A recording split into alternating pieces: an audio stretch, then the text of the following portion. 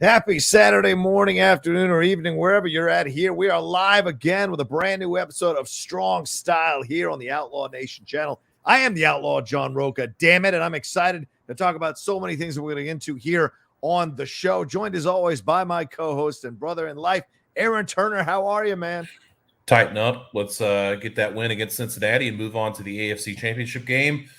Derrick Henry's back. Titans are ready to go in full force, but my mind is here for now. Yes. But at 4:30, it may not be. So right. let's get it rolling. That's right. We're going to get going through all this stuff that we've got to talk about here so that Aaron can get to his games. And I'm going to be doing a watch along of both of the games on my Twitch channel, the Outlaw Nation on Twitch. So if you want to come and hang out with me, and 670 of you all hung out with me last week for the Steelers game, which was really surprising. I thought no one was going to want to watch that game, but I'll be damned if you all showed up. So follow me today on the Outlaw Nation on Twitch, hanging out. I'll be cheering for Aaron's Titans for sure, and quietly, kind of hoping for a good game, but that Derrick Henry has a monster game for sure. So we'll see. All right. And what else can I say here? Let's get it going. We're going to jump in everything. Remember, the Streamlabs Superchats are open. Streamlabs address pinned in the chat. Streamlabs address right there on the screen and in the description of this video. We got a big announcement about our time change as well that we'll make in the middle and at the end of the show. All right, Aaron, where shall we go, my man? Who's that jumping out the sky? R-E-Y Mysterio. Guys, I don't like we want to bring you different stuff here. Of course, we talk about wrestling stories and stuff like that, but this is a wrestling involved as well. For the gamers out there, WWE 2K22 released its new trailer, and it's pretty entertaining. You got Roman Reigns in there, Paul Heyman. You got Drew McIntyre, Alexa Bliss, Kofi, and Xavier Woods. Like a lot of fun commercials. Big E and Bobby Lashley as well doing motion capture. For the game. So it looks like they've gone really in depth there. You see the cover art of the deluxe edition and the standard edition for the PlayStation 5, which of course once again features Rey Mysterio.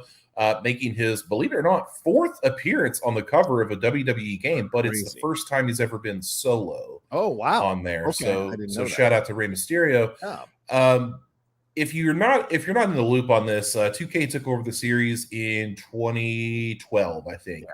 Yeah. So 2K made, of course, NFL 2K, and they still make NBA 2K, which is like the best basketball game there is. I think it's the only NBA basketball game now, but. If you recall the controversy over 2K20, which was their last release, which had Becky Lynch and Roman Reigns on the cover, very buggy game, awful, terrible game. Metacritic score of 46, which is awful, and then a fan score of 1.6 out of 10. Yeah. So that's really friggin' bad. So bad that they shelved 2K21 and said we're going to focus on 2K22 and even pushed it back too. So right. Normally these games come out in October, but this has been pushed to March. Wow. This year's release of 2K22 boasts enhanced graphics and the return of the much beloved general manager mode, which is pretty standard from the old SmackDown versus Raw series. If you recall that, that to me is what real WWE games is. That was so fun. Like you could just make your own universe and put whoever you want as champion. A lot of fun there. So looks like 2K is turning the corner here. Also, John, you may want to know this. For the super deluxe digital edition of 2K22, there will be an NWO special edition where you can get Hulk Hogan, Nash, Hall, and Six, or X-Pac, if you will. So a lot going on there. What do you think here about 2K22 getting a little upgrade ski? I liked the how can I say this? I liked the trailer. Really enjoyed the fun aspect of the trailer. Liked you walking in, you see Alexa on the swing. You're seeing all the different. You see Matt Riddle. See all the different stars that he's coming in contact with. Was it the Tat Man? I've never heard of this guy, but he's the Tat Man.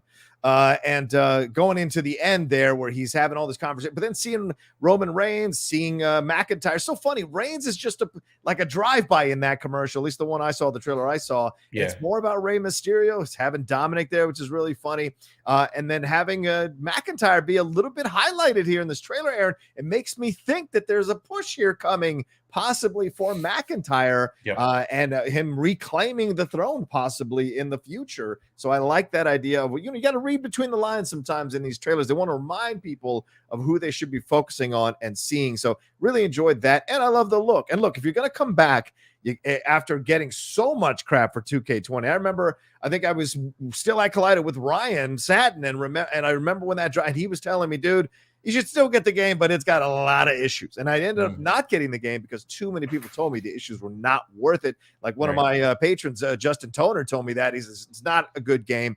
Don't mess with it. So in the end, I didn't get it. But this looks exciting.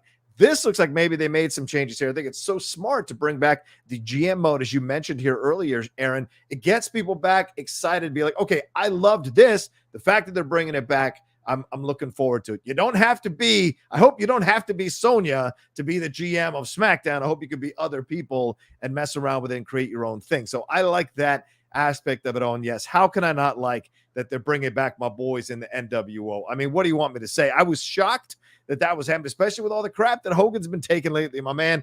I was really, really surprised that they were willing to dial in on that. But at the end of the day, they got to do what's best for business. And maybe they felt it was best for business to go that route. And I'll give my extra personal opinion. Look, I love the picture. The picture is awesome. They look great. X-Pac, I'm always on the fence about whether I see him as original NWO or not. And I love X-Pac. Love him as a wrestler. Love him as a personality. A guy who's very open about his struggles, about his demons, about what he's been through, and what have you. Even did a thing for the Schmodown for the Action guys against us way back when, which was a really cool thrill. But in the end, I don't really see him 100% as part of the NWO original founding members because he wasn't there in WCW initially. That being said, though, this is a WWE game, so it makes sense to add him. They went in together in the Hall of Fame like that, so it makes sense. So, yeah, why not? X-Pac is Six-Pac is so much fun to have a part of this as well. Yeah, I agree. I'm seeing people ask why is, like, I saw people on the internet as well as in our chat ask why Rey Mysterio for the cover, and I think because like the last time it was Roman and Becky, and it was like those are two really big stars at the time. Before that, it was AJ.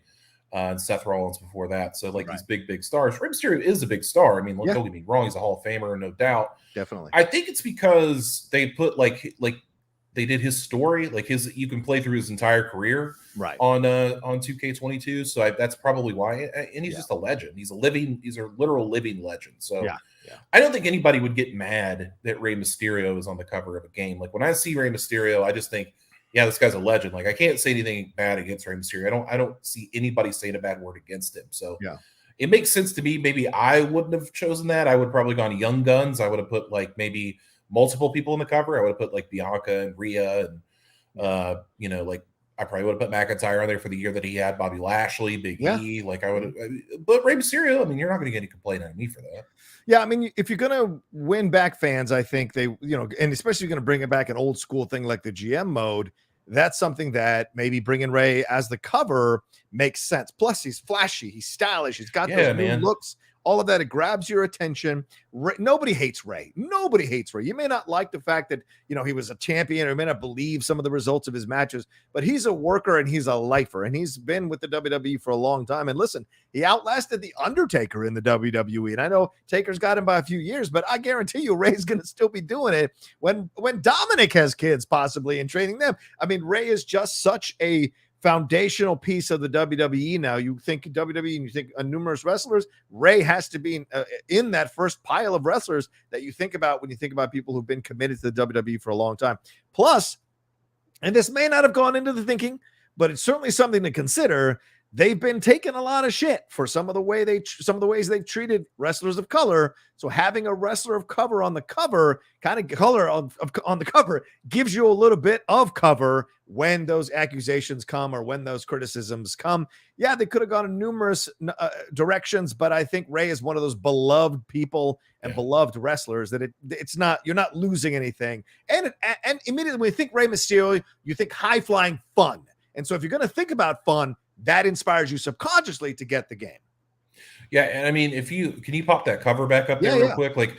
That deluxe edition cover on my left hand side, that looks awesome. It does look awesome. That looks sick. Like the standard 2K of him jumping looks cool too. But the deluxe edition looks badass. Yeah. I that's the one I kind of want to get just for the cover. It looks great. So I'm seeing people in the chat saying an ensemble cover would have been better. Clarissa asked if they've ever put a tag team on the cover.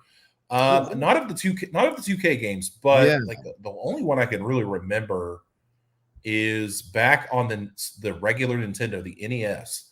Yeah. WCW Wrestling had the Road Warriors on the cover. That's all. I think that's all I can remember.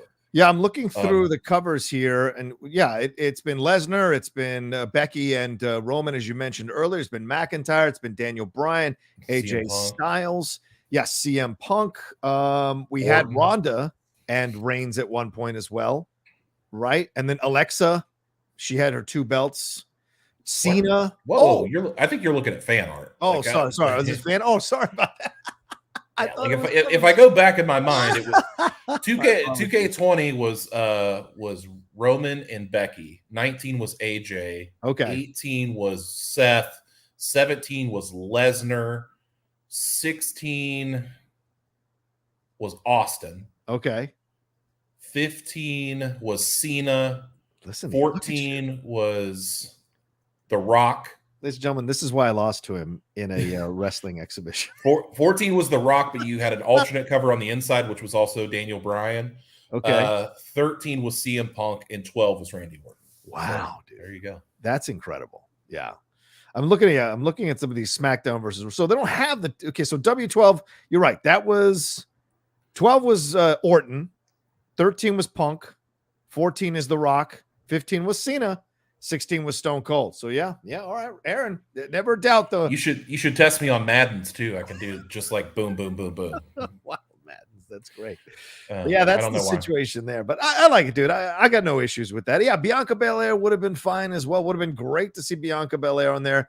Maybe with Sasha and Becky, just the 3 ladies kind of leading the way. But we know how they've been dealing with that, and you wonder if that was the right route to go. So yeah, Ray exudes fun at the end of the day, and I think that's what they wanted to go with here, man. Doom Tribe T says Gunther on the cover of 2K23. Oh, we're going to talk about Gunther. Don't worry. Gunther and Braun Breaker together on the cover. Don't put Braun Breaker in the same camp as Gunther, okay? I don't know, dude. Obviously, we're going to talk about that as we go along, but yeah, we'll get into that for sure. Which Madden had that white guy running back in the Browns? I was Madden 12. Wow. I think Madden 12, which had Peyton Hillis on the front. Peyton Hillis. Remember Peyton Hillis? For the Cleveland Browns. Yeah, Cleveland Browns. Then he went to Kansas City, and then he was done. That's right, Peyton Hillis. He looked tough. On that. I'm looking at it right now. It's a good cover. Man, Peyton Hillis was a part of a fucking triad of maniacs in college. It was him and Darren McFadden and Felix Jones all in the same backfield. Like, fuck Holy off. shit. Right. How did they not win the title? Wow, Arkansas. Real quick, Haskell sent in a Streamlab. He said, hey, guys. Good to see Haskell. First of all, everyone says we're happy that you've recovered from COVID and that you got through that, brother, man. Everybody was worried about you. People were sending me DMs. Haven't seen Haskell. And I said, well, he's still retweeting my shit, so I think he's still alive. I think we're fine. But yeah, so good to see you, Haskell, hanging out. He said WWE 2K22 is WWE's most realistic looking WWE experience yet. In my GM mode, you can now fire superstars by deleting them from the game. By selecting, randomize, and or by putting superstars in the new "we don't have anything for you" folder. Oh my God, there's a folder for "we don't have anything." I think he's joking. Yeah, I don't know if you're joking or not, but that's funny because the game's not out yet, right? That's pretty funny. Yeah, that's probably is what's going to happen. Haskell, you son of a bitch. You got me, you son of a bitch. I don't play the game, so I bought him. I bought what he was saying. We want them to send us a copy. True. We play all the games. We play every game. Sorry about that. I'll happily play the game and cover it for the show. Hell yeah. Yeah. So I'm going to get it anyway, regardless. I think it's just like I have it like 2K20. I have it like on digital download because it's like $5 one day. Yeah. It's awful. Like it's really bad. 2K19 I like though. So yeah, we'll see. Okay, all right, good to go.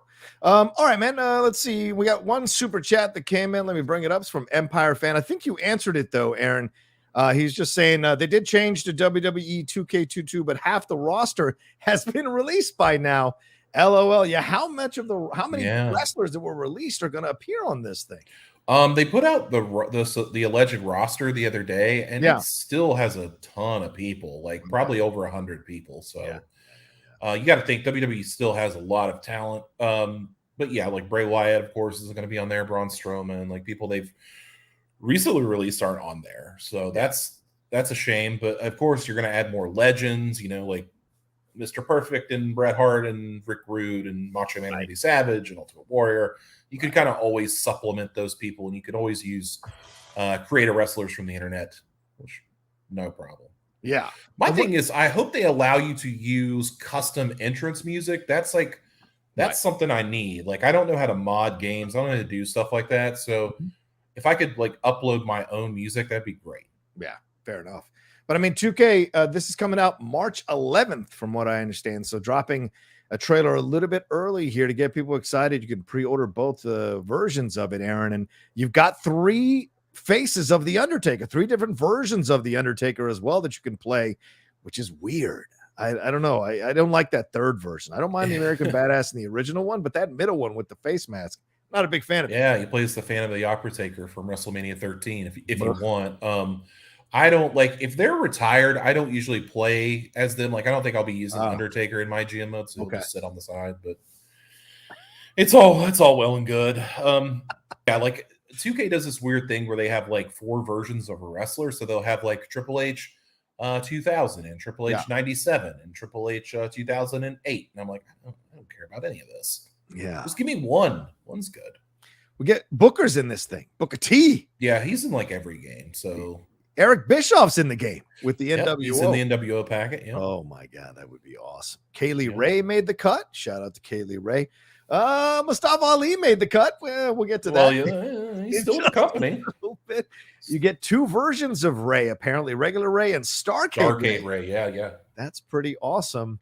Scott Hall, hell yeah. Let's see what he can do. No one else. That's Warrior, Ultimate Warrior. Tyler Bate makes the cut. Mustache Mountain. And then Xavier Woods there at the end. So actually, I'm sorry, there's 4 versions of Taker: The Undertaker, the Lord of Darkness, the Phantom Mask, and WrestleMania 36 American Badass Undertaker. So that's the Immortal pack that is part of a pre-order bonus. So wait, do you have to pay for the Undertaker and the NWO one separately?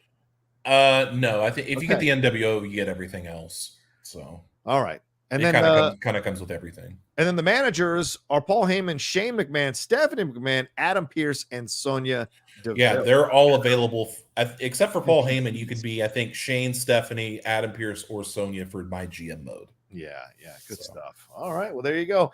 I mean, it's a lot of wrestlers, but it's not a lot of wrestlers. So hopefully they'll be adding more as this goes along. We shall see, because I don't see a lot of NXT people here, brother, man. Yeah, I mean, you got your basics like Raquel Gonzalez, and you said Tyler Bate and Ciampa, and those will be in there. I mean, I don't see Ciampa listed on the X, but maybe this is a later release. Because You're right. So maybe there was a controversy with Ciampa last time that he wasn't in the game, but it's whatever. But so yeah, they're also planning 5 DLCs. So I'm sure Braun Breaker will be in there eventually. So just give it time. Nikki ASH that I see. I don't see Nikki ASH. She was another person that had a controversy last time and wasn't in the game. Wow, really? So yeah, she was like, "No, I'm good. Don't want the." I don't know why they did it, but her and Ciampa both I don't want the check. So really, that's strange, dude. Yeah. Joaquin Wilde made the cut. Samoa Joe, who's no longer with the company, made the cut. So interesting. And Goldberg, you can play a 5-minute match with Goldberg. So all right. Let's get it going here. I don't see. Let me check real quick. See if we got any more Streamlabs and Super Chat. Yeah, send them in, ladies and gentlemen. Streamlabs Super Chats are open. Send in your love for us here, and let's do one more topic, and then we'll get into our news about our time change. Go ahead here, Aaron. What's next? All right, let's go ahead and talk about this Alexa Bliss news. We were talking last week about her new gimmick, or not her new gimmick, but her return. Yeah, where she came back and kind of did the same old thing, and people are like, "This sucks." And she came out on Twitter and said, her tweet said, "Sometimes you just need to be patient and see how things play out." Yeah, which is the standard verbiage for this sucks and I want it to go away. This is the general follow-up. Yeah. Fans not happy that she's back doing this thing with Lily.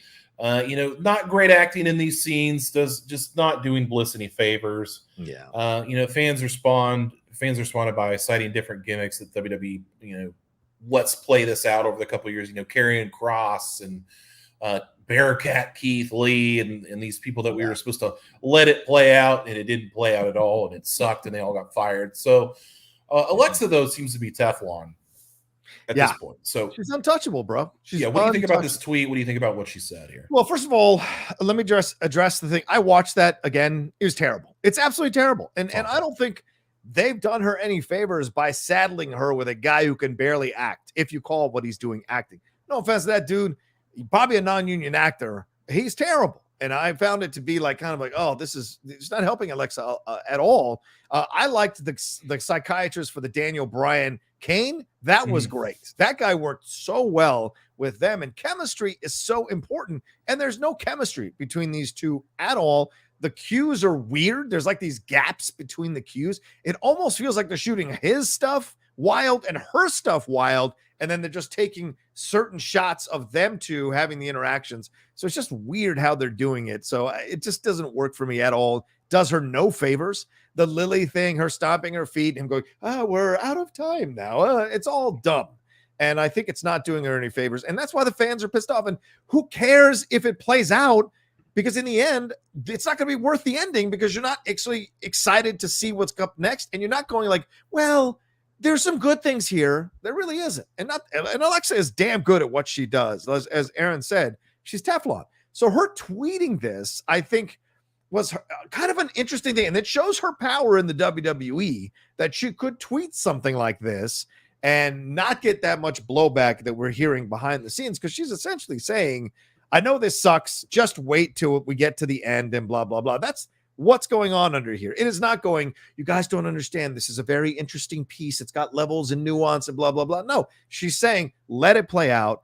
And I thought that was a little too on the nose. I think that's it's how can I say that? You're admitting it essentially that it sucks. And when you tweet something like that, you're also admitting that the loud cacophony of voices that are calling you out about this or talking about it on social media are getting to you, and you're listening and you're hearing it, and people are telling you about it, either your friends, Ryan Cabrera and his crew, or people at the WWE. I don't know.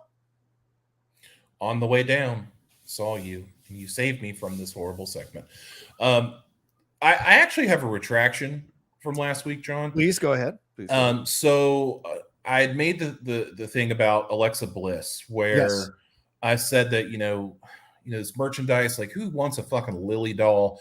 And people in the comments took me to task on that. And they were 100% right, because I was looking it up. Yeah. And Alexa Bliss was number 3 in total merchandise sales in the WWE last year. That's crazy. Number 3. She's the highest earning female. She came in at number 3 overall. She had brought in $1.645 million in merchandise sales. Wow. And all of her sales are due to the Lily plush doll, which was a mega hit for shop.wwe.com. So, holy crap. Yeah. That was great. Roman Reigns, by the way, people say that Roman Reigns doesn't move the needle enough. He broke records for merchandise last year. So, really? Wow. So he sold more merchandise than John Cena did last year, and the second highest, which was Stone Cold Steve Austin. So still Stone Cold Steve Austin. So there's my retraction there. Sorry about that, guys. This whole Alexa business just sucks, dude. Like, everything about it is awful. We'll see at the Royal Rumble what happens if she comes back with this gimmick, if she throws everybody out with her powers, which I'm kind of hoping for. I forgot who said that last week. Yeah, I really want that to happen now. That'd be hilarious. So I think that I just think she really needs a bounce back. She needs to come back and do something good, or she needs to just stop doing it and then tell somebody, like, don't do this. So yeah, I think that's what you said there at the end. I think is the right thing. Tell people, hey, this isn't working. Let's workshop it again. Let's put it together. Have her be the one that kind of tosses out that psychiatrist, and she moves on to the next one because it isn't working. Because that happens with therapists all the time. That people go and visit them and they just aren't vibing with those people. So they end up like not coming back anymore. I ain't feeling it with you. You're not doing it for me. That's the way to go with this, because this dude sucks. You need to find, I don't understand why they didn't have a female therapist That would have been funny to see the two different sides here going at each other about it. I think that would have been over Lily. That just would have been so interesting to see these women have more nuanced conversations about Lily and the effect of all of that, woman to woman. There's so much there that could have been explored rather than a dude there who can barely say the lines believably on those vignettes. And again, no offense, but I got to tell you, I call it how I see it. And that's how I see it. I just don't buy it. Alexa's doing fine in those vignettes, but the other guy's not giving her much to play with. So it doesn't work. You're not sensing that chemistry like she has with other people in the ring, which she almost always has with other people in the ring or in promos or doing vignettes backstage with the other wrestlers. Alexa always makes it work. So isn't it funny that WWE is like transitioned to this like Hollywood? They want to be Hollywood style reputation, yet all, like, if not all, most of their actors are horrible at acting. Yeah. Like, why don't you get them an acting class? Like, come on. But when you've got The Rock, Batista, and Miz and other people like coming through who are getting some pub way more than Hogan or any of those guys did, including Triple H, you've got to give, you got to see that maybe they're kind of looking at launching these people so they can keep making money. John Cena, of course. Oh, Cena. Sorry. Yes, Cena as well. Cena's fantastic. Zeno Hour said, I think SRS said that's not accurate. I got that from Forbes. I don't know. That's where I got those numbers from. I'm not going to, try to refute Sean Ross Sapp. He knows a lot more than I do about the inner workings, but that's where I got the article from. So according to Forbes, that it was Reigns, Austin, Alexa. So there you go. Wow, that's followed by The Rock and John over Becky. That is really surprising. Well, you got to think Becky only came back in August, so she only had 4 months to get those sales. Yeah, but bro, Austin's been out for 30 fucking years. I mean, like, but he's still Cold Steve Austin. He's an all-time great. So is Becky, isn't she? Yeah, but she's not like Becky's great. Becky could be she probably is an all-timer at this point, but like she's not Stone Cold. She's not Stone Cold. You're absolutely right. No offense to Becky, but. And when they go to these different, I keep an eye on merch. I'm a weird merch person. I bought a Bret Hart stamp the other day, but anyway, they go to these different towns and they'll have like an Austin shirt for everyone. So they'll go to Milwaukee or something. They'll have Milwaukee 316. That's true. Or they'll go to Orlando. It'll be Orlando 316. So you need a shirt like this. Strong Style 316. Strong Style 316. There you go. Real quick, let me ask you a side question here, Aaron, as we're talking about this. I was reading about this weekend. I didn't know that there's this drama between Flair and the WWE over Becky Lynch's use of the man. Like, this is something very, very interesting. Apparently, Flair is trying to figure out how he can sue them for this. And I kind of feel like spiritually, I'm on Flair's side on this argument. Not, of course, some of the stuff he did that we found out in Dark Side of the Ring, but spiritually in this argument, I understand this. Like, if someone started using all the belts, all the records in the Schmodown and kind of co-opted it, I would be pissed. And that's my fucking thing. And maybe I should trademark that and should look into all of that. But like, it's shocking to me that the man was done without his kind of approval, it seems like, and without him signing away the rights. He made that term mean something, and that should carry some legal weight here, I believe. Well, I don't know. I kind of go back and forth on it because like Rick goes back and forth on it. Like there for a minute, he was like, yeah, it's totally fine. Then he's like, no, True. I'm really the man. Then it was fine again. And now it's like not fine because Becky's like, going at him saying like, different stuff about him. But yeah, it's interesting, right? Because Ric Flair, to be the man, you got to beat the man. Like that's Ric Flair. Everybody knows that. But Becky kind of took it and repurposed it, made it something a little different. Like to be the man, you got to beat the man. So if Becky is the man, she's the one to beat. Yeah. Like, do you notice like though WWE doesn't really use that anymore? Like they don't really call her the man anymore. Big time Becky or big time big time Bex and stuff like that. So they kind of got away from using it. But of course it's Ric Flair's namesake. Why can't it be both? Like why can't they just both use it and like let's just be okay with it? Why does it have to be trademarked for merchandise? Who gives a fuck? Yeah, I mean, Ric Flair said on Woo Nation Uncensored, this is what he said about Becky. And this is recent. I know some people like Haskell are in there saying, we're still in on this, or Draws Walker, we're still about this. Yeah, because Flair's still talking about it. He said about Becky Lynch, quote, because I'm so tired of going over it, it's not even, let's say hypothetically, the number one selling t-shirt for 2 years in $1 billion company. So let's just say they made $30 million. I can find out, but it's not worth it. They have to look themselves in the mirror and say they took something he worked his whole life, his ass off for every day, made a joke of it, and gave it away.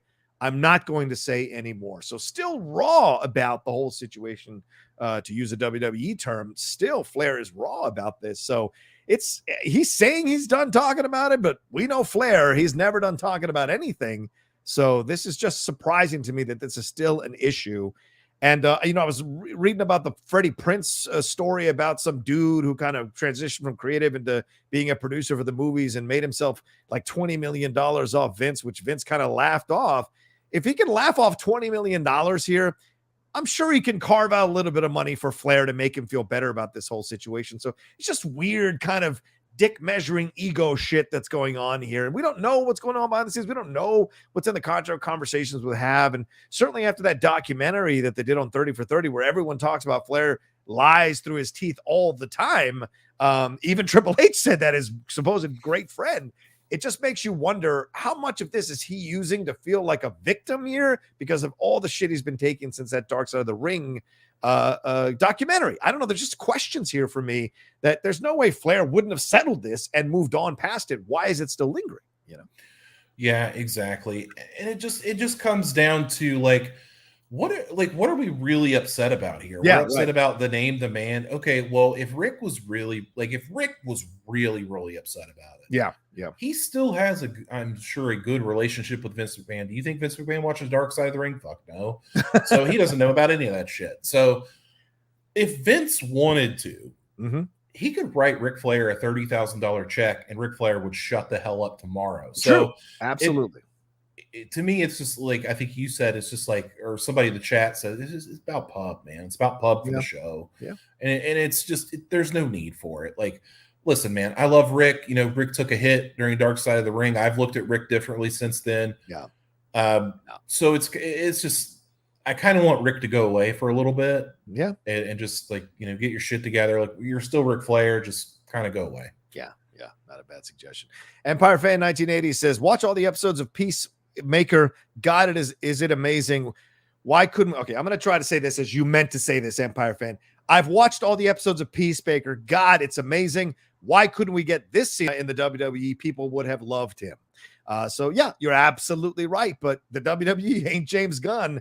That's why you didn't get that version of John Cena in the WWE. And to be fair, it's not like that version of John Cena wasn't beloved and isn't still fucking beloved and was one of the top sellers of merch and sold out stadiums all over the world for numerous years. I mean, whatever Cena we got, there's those of us who hated him, but there's a lot of, or not hated him, but didn't like some of his gimmick, but there's a lot of people who loved him. So we are in the minority, ladies and gentlemen. We are in the minority. There are people who hated Hogan too. There are people who hated The Rock. There's probably a small contingent of people on the island who hated Stone Cold. So it's just the game when you're at the top of the game. So, but this is a different medium and this is a different show and different approach. But what it has shown, if you haven't seen Peacemaker, is that this motherfucker can act, ladies and gentlemen. Cena has done the work. There is some great dramatic moments, and I've seen the first 7 episodes. So there's more drama to come with John Cena that you all are going to be blown away by. His work is so incredible in this show. So yeah, I agree.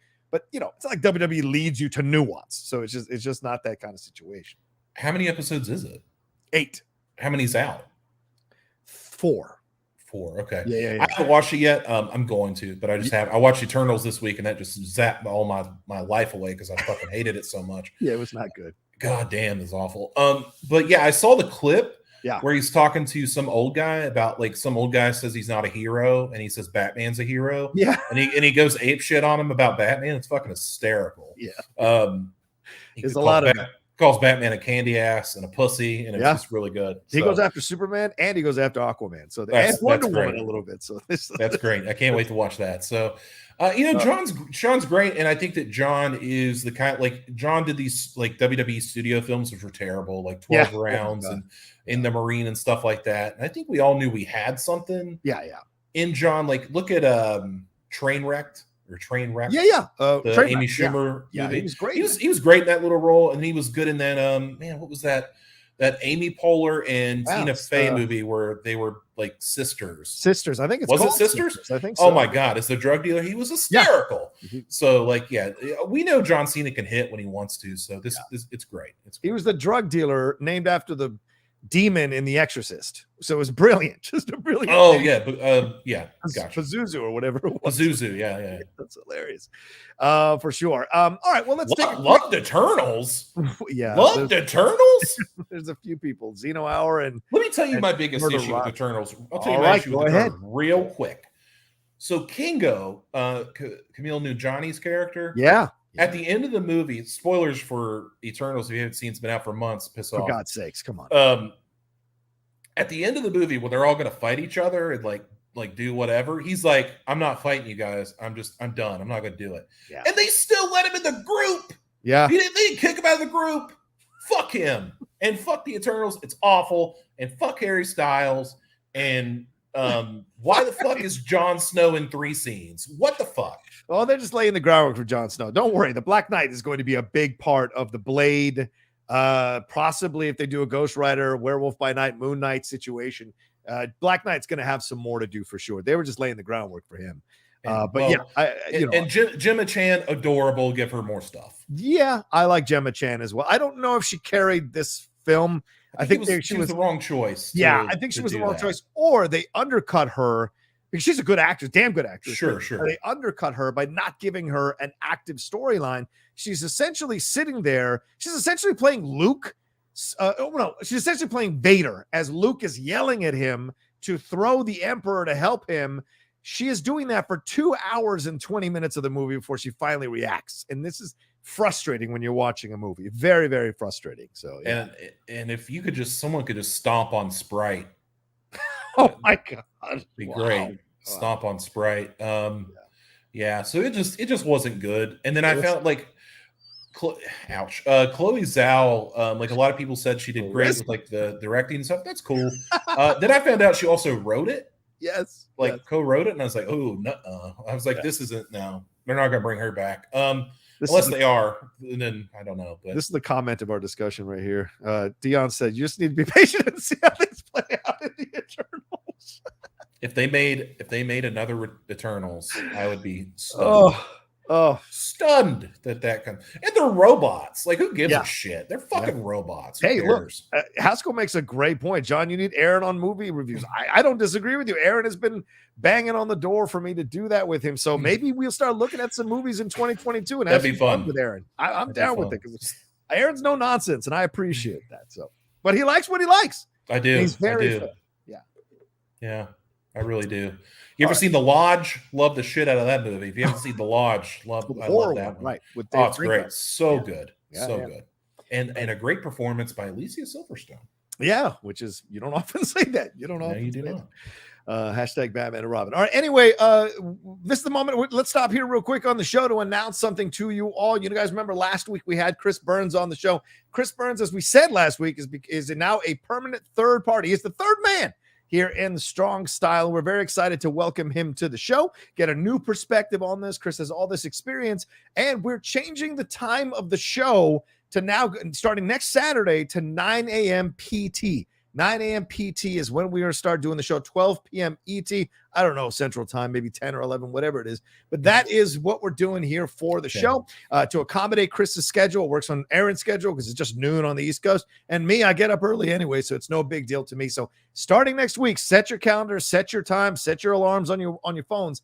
9 a.m. PT, 12 p.m. ET is what the show is changing to going forward, so we can accommodate having Chris on the show and have some fun with the three of us going at it. So hopefully that'll open the door to a whole new audience of people who are available around that time. And those of you who are watching us now, we hope you'll join us as well for the show at that time. And for those of you in the morning on the West Coast, it totally works. Just stay in bed and keep watching us. It's perfect.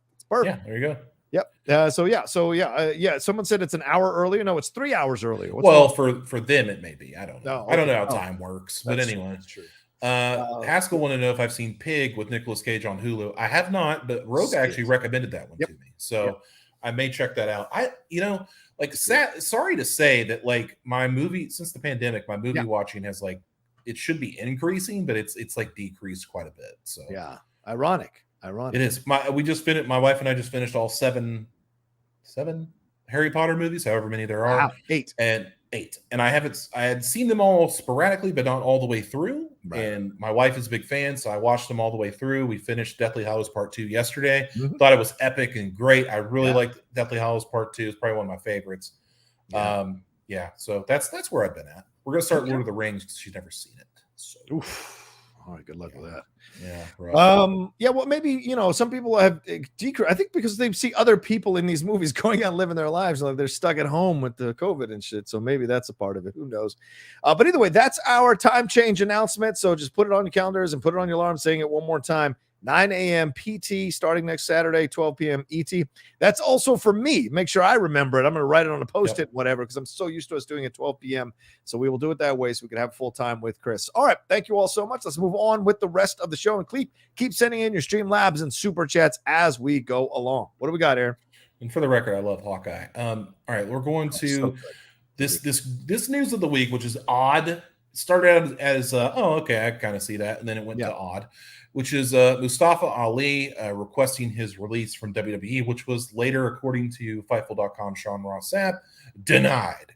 So he went on Twitter, he beat Mustafa Ali, and tweeted out saying, I have a message that is much bigger than my dreams in pro wrestling.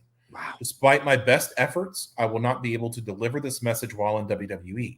Therefore, I am requesting my release from WWE. Oof. It is worth noting that Ali has not been on WWE TV since late October. Mm-hmm. And like I said, according to Sean Ross Sapp, WWE is not expected to grant his release.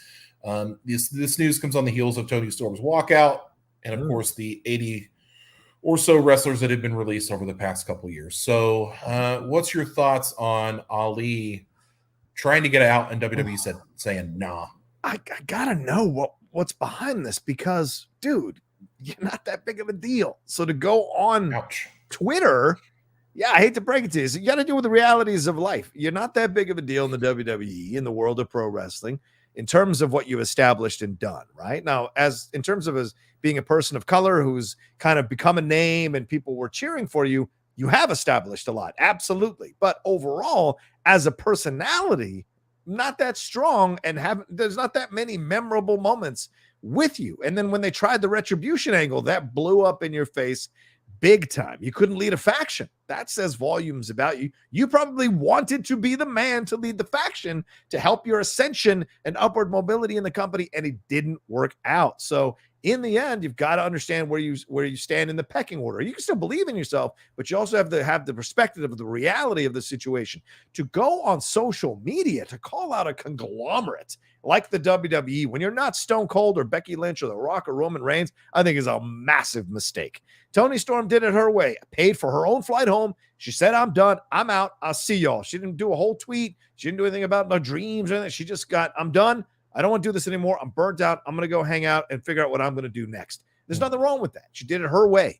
Doing it this way, though, I think is dangerous and also says it shows a sign to other employers going, oh, this is what this guy is going to do if I hire him to my company or hire him to do whatever. He could have quietly just told the WWE, hey, I don't want to be on TV anymore. I'm going to see out the contract. I don't want to wrestle anymore. I'm focusing on other things. So if you can just write me out of all the storylines, I'll sit at home. I won't cause any problems. And I'm just going to work and plan on what I'm going to do next with the rest of my life, my career. He's only 35 years old. There's a lot he can still do in the world, as he's saying in his tweet. And then just go that route. I don't understand putting a public spotlight on you like this. Some people have mentioned there might be a storyline, which would really surprise me. That'd be weird. With all the stuff that's going on, it's drama that does not look good. And then the other side of it is, I wonder if he's doing this for attention, and it's the wrong kind of attention to get, Aaron. I kind of disagree because I like Mustafa Ali. I think he's a great talent. I think that he was underrated. One of the guys on 205 Live that didn't need to be on 205 Live. He should have been on the main roster. And then when he was on the main roster, allegedly, they were pushing him to face Daniel Bryan at WrestleMania for the WWE Championship. So there was a lot going on there. Allegedly, I don't know if that's true, but then he got injured and stuff like that. But he was on Ascension and got injured. Yeah, he got injured, and then him and Buddy Murphy used to kill it on 205 Live. Him and Cedric killed it. And then, like, you know, like you said, Retribution. I mean, then again, that's not his doing. Like, that's WWE putting him there. They gave him they did this thing where they built up a hacker gimmick and ended up being Mustafa Ali, and it sucked. And nobody liked it. Yeah. And then, you know, they bring him into Retribution, which sucks, and nobody likes that. Yeah. And he tried to do his own thing and like it tried to promote himself, kind of like Ricochet did, and it worked for Ricochet, but not for him, which is weird. Right. Then they put him with Mansoor. Then they put him against each other, and it just like nothing that they've done has stuck with Ali. And I don't think it's his fault because the guy can talk if he wants to. If you give him a microphone, he can talk. You shouldn't have saddled him with like these goofs and made Retribution so stupid. When you made Mia Yim someone called Reckoning, you made Dijakovic T-Bar, and like, God, it's so dumb. So Mustafa Ali's just a volley of errors to me on WWE's part. I think that wherever he goes, he's going to be big time. So if that ends up being an Impact, if that ends up being an AEW, okay. Right. But I think it's a big deal. And I think that we're going to start seeing more of this. Like the culture around work has changed. We talk about this a lot on here since the pandemic. The culture has changed.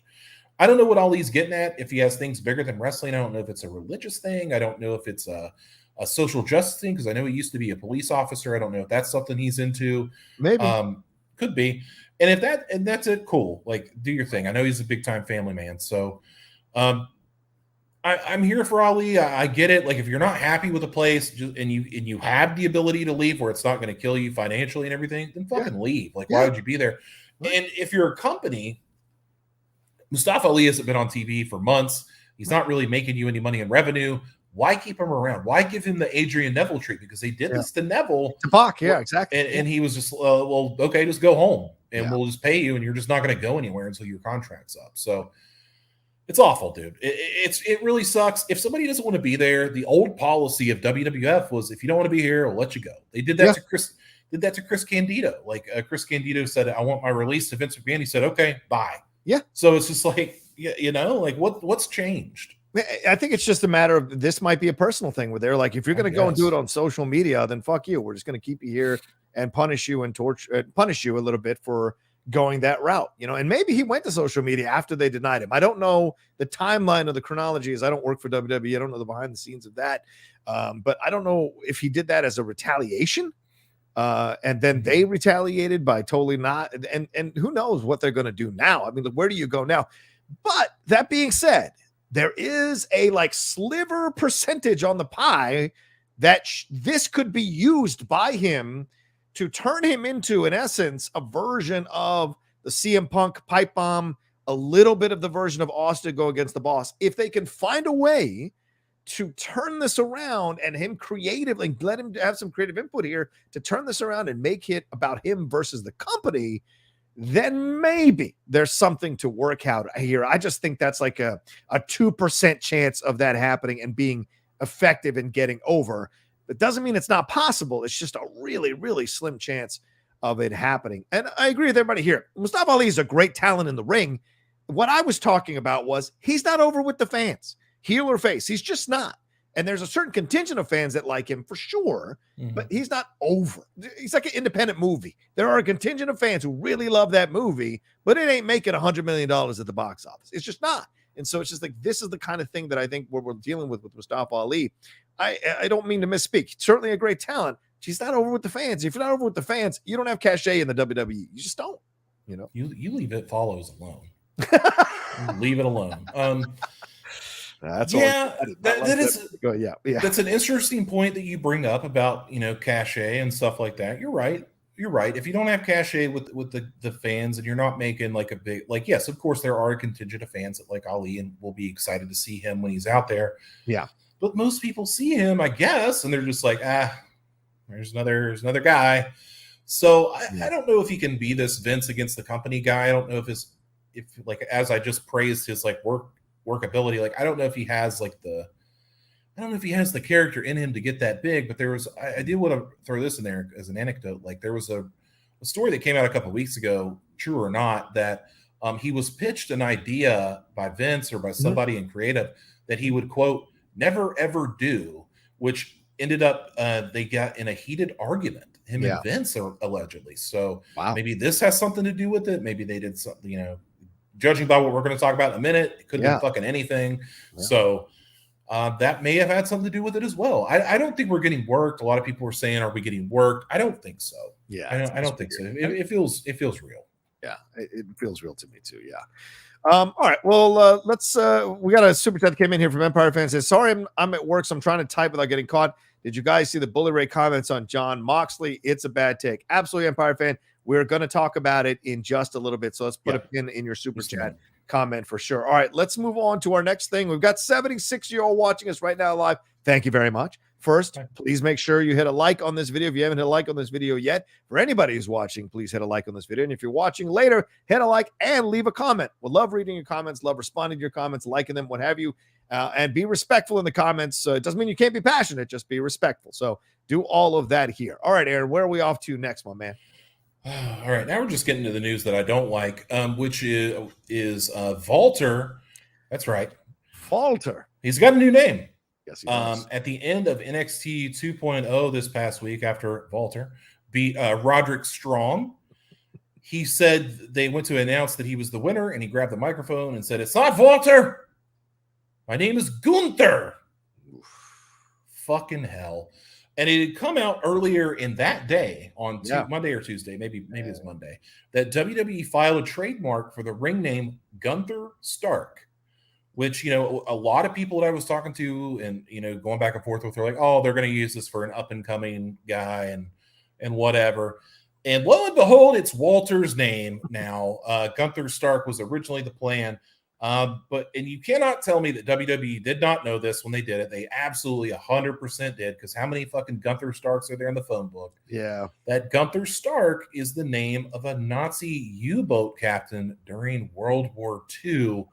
It is also worth noting that WWE later abandoned the full name trademark of Gunther Stark, just leaving Walter's new name as just Gunther. Yeah. Not Gunther, as I was told. It's just Gunther. So what the fuck is this? Kind of crazy, too, when you find out that Walter is an Austrian-born professional wrestler.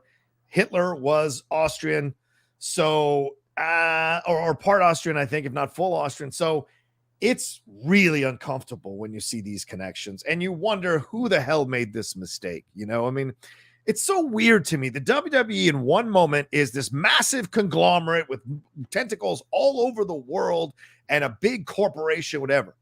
And then they still act like a small mom and pop store with stupid shit like this. And it just kind of confuses you. Who's in charge? Who's really in charge? Yeah, Vince, blah, blah, blah. But this idea of who gets who, like how many hoops are they jumping through before it's officially confirmed that this is the name they want to go with? And who dropped the ball on doing the research? I mean, just type, if you put Gunther Stark in Google, Nazi comes up in like one of the first page of links that you see. So to me, it's shocking that they didn't do their due diligence on this, and this is uglier and even worse, is they did and they didn't care. And they thought, well, this will drum up controversy, this will drum up attention, whatever, and we're just going to go with this. But I mean, I don't think they anticipated the backlash that they got. And look, we know companies, websites, people who host their own shows like to cause controversy for themselves. It increases their viewership. It increases their Twitter following. It increases their subscribers to their YouTube channel or to their network. Sometimes they do this. And in this era now of shock reactions, people no longer bury things. They now start to like attack, or they follow these people for whatever reasons. And the WWE having a very strong appeal to the red state area of this country, and which of course has a strong connection lately to the white supremacy Nazi type thing, tells you right there that it wasn't as big of a misstep necessarily as maybe people thought, and that's really uncomfortable and unsettling to think about. And so I look at all the angles of this, and this feels like just a colossal blunder.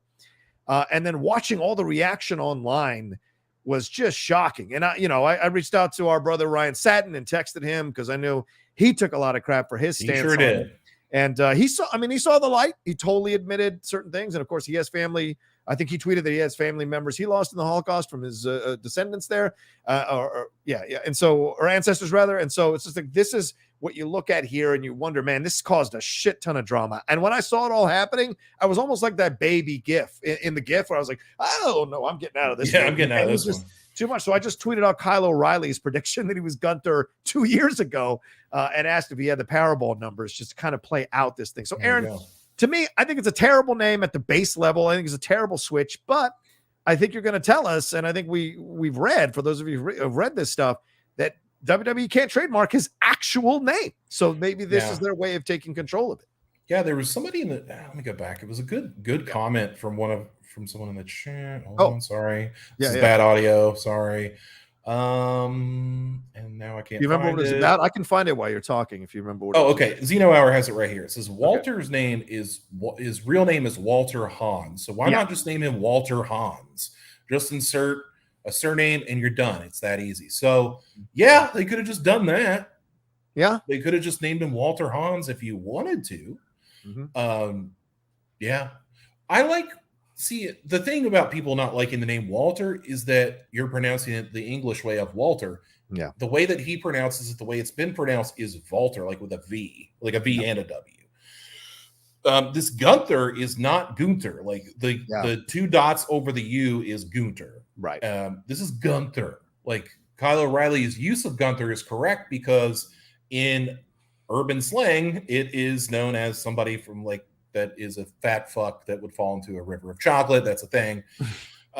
So Kyle O'Reilly was right on there. It's just stupid. Like it's not like Walter like is a new guy that just came in. Like we've never seen this guy before. He's the fucking longest reigning United Kingdom champion. They ever had this champion for like 3 years. Yeah. Like he's had action figures from WWE that have Walter on them. So it's like, this is fucking stupid. He's like, been marketed so dumb. Before. Yeah, he's been marketed before. That's a great point, Aaron. So it seems odd that they would do that. Absolutely, dude. And let me ask you this. Like, I try to stay away from like anything Nazi. I'm like, I don't want to read it. I don't want to do anything about that. Like, I'm good. You know what's interesting to me? Like the University of Kentucky basketball team. I know you're thinking like, where is he going with this? No, I'll go. Do you know what their arena's called? Wasn't it Rupp Arena? Rupp Arena. Yeah. What's Rupp's first name? Adolf. Right. Adolf why do they not call it Adolf Rupp Arena? Yeah, exactly. There's a fucking reason they don't call it Adolf Rupp Arena. Yeah. You know what I'm saying? So like you don't want to you just don't want to associate yourself with that. Like it's fucking bad all around. Like even let's be objective here and say that WWE didn't know, which is a fat chance. They totally knew. Yeah. And didn't think anybody would catch it. Like, how stupid are you? Like, how glib? Like, I know people say that, like, oh, Vince is losing touch, and I kind of just balk at that, like, whatever. But this is one where I'm like, yeah, somebody's lost touch here. That doesn't work. Yeah. It doesn't work at all. Yeah, just surprising, dude. Again, I mean, you've got people who are supposedly intelligent people. They like to tell you how intelligent they are and on top of things that they are in this company. Yet something like this, which is a colossal misstep that a website with 2 people working on the company would have figured out easily. With that, and it isn't like WWE doesn't have a strong IT department. I'm sure they do, so they can take advantage of social media, know what the trends are, keep the followers, post the stuff they need to post. There are some smart people on their social media team. So this would surprise me that this name got past a bunch of people and no one brought it up. That it was a name for a famous Nazi U-boat captain. It just would surprise me that no one brought this up. So I mean, just kind of shocking on so many levels. And I wonder, and now they're abandoning the last name for sure, but they are going to keep calling him Gunther. And then to give it agency by having Walter change his name. Again, the Braun Breaker thing, he says he chose the name. Again, this is Walter announcing that he's changing his name to Gunther. So you have to ask yourself, what's the reality here? Is this just part of the game? You know, I mean, having been in a league where the boss tells you certain things you have to say, certain things you have to do, and we weren't even getting paid at the level these guys get paid. I can only imagine what they're getting paid in order to take the hits and take some of the criticism away from the company and take it on themselves. And Finn Balor even like responded like, okay, so I guess I'll call him Gunther. Gunther put up a tweet with his picture that said Gunther. And that was it. And then Finn Balor responded to it by saying, yeah, they thought Finn was a stupid name too. First of all, it is. Second of all, they didn't bring, and I love Finn. Yeah. I love Finn Balor. Yeah. They didn't bring him in as Fergal Devitt, his real name, or Prince Devitt, which they probably should have. But Finn Balor, like, once it was explained what it is, like, hey, Finn Balor means Demon King. Like, okay, that's fucking cool. Yeah. So we'll just stick with that. Gunther, the barista from Central Perk, bro. Like, what is this? Like, dude, you cannot defend this, man. It's like, remember like a couple of months ago when we were hearing about Adam Cole was going to go up to the main roster and he was going to manage Keith Lee. I think somebody in the chat said they were going to rename him like Adam Boom or something. That's something he probably would have fucking done too. Like, it's just so stupid. It makes no sense. And if you want to come for Strong Style Movie Talk, if you want to watch something about a U-boat captain, watch U-571 with Matthew McConaughey. Sure. Very underrated film. I think it got underseen because Matthew McConaughey is in it and he wasn't doing a comedy role. But anyway, I digress. It makes no sense, dude. Makes no sense. I'll also Finn. Sorry, bud. If you want to see a Nazi U-boat commander movie, I think I'd recommend Das Boot, which is a fantastic, excellent film, 3-hour film from Wolfgang Peterson. That is stellar. Definitely watch the director's cut. Empire Fan 1980 says, when I heard the name change, I immediately thought of Friends. There you go. Well, yeah, that's another part of this that it makes it comical. Once again, you've taken this behemoth and you've ridiculed him in trying to make the transition into the main roster. I mean, it is mind-blowing how many examples there are of them fucking up a dude or a female wrestlers like badassery, and by moving them into the roster and changing their gimmick, changing their look, changing their name, changing their approach, and just blowing it, and then going, I don't know why you're not getting over. Fuck it, I'm keeping my job. You're fired. It's just fucked up, man. It just drives me nuts how creative keeps keeping their jobs, and everybody, all these other wrestlers are fired because they can't make their crap ideas work. It's just crazy. Xavier Black. Well, sorry, were you going to say something, Aaron? Sorry about that. Yeah. Imagine, if you will, Christian Harloff when he's not dealing with Reddit leaks. Oh, anyway, whatever. Imagine if he came to you and he was. Imagine if he came to you and he was like, John, we love the Outlaw Rocha character, but we're going to rename you. We're going to have to go with a new name. Skybound doesn't like it. They don't like John Rocha. They think it's too much. They want to trademark it. They want a trademarkable name. Yeah. They're going to name you Billy Outlaw. What do you think? How much are you paying me? Show me the contract. We're going to pay you less, pal. No, good night. See ya. I'm retired. Bye-bye. We're going to pay you $1 more, pal. Yeah. No, thanks. Exactly. Anyway, Xavier Black Wiley says, what is the WWE doing with Natalya and Aaliyah? Like, really, what is the deal? Naomi and Charlotte, come on with this crap lady. We know Naomi's never going to win the belt, so what's the point? Wow, strong statements from Xavier Black Wiley here. I think the biggest thing about Natalya and Aaliyah was that they announced Summer Rae as a Hall of Famer. A legend. No, a legend. Sorry, not a Hall of Famer, a legend. I was like, huh?